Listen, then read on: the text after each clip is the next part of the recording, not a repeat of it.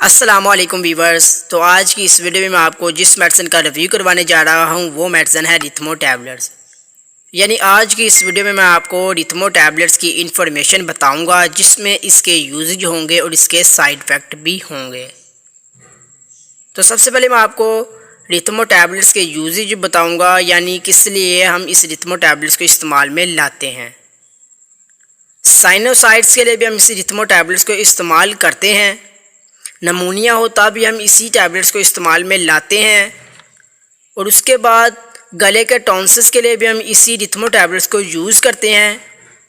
कान के इन्फेक्शंस और नाक के इन्फेक्शंस के लिए भी ये टैबलेट्स बहुत ही मुफीद होती है।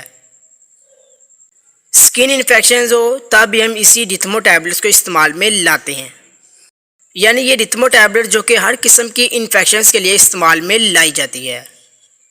तो अब बात करते हैं इसके साइड इफ़ेक्ट की, कि अगर आप ओवर डोजेज करेंगे यानी ज़्यादा तादाद में इस टैबलेट्स का इस्तेमाल करेंगे तो आपका पेट दर्द हो सकता है, आपको उल्टी आ सकती है, आपको सर दर्द हो सकता है।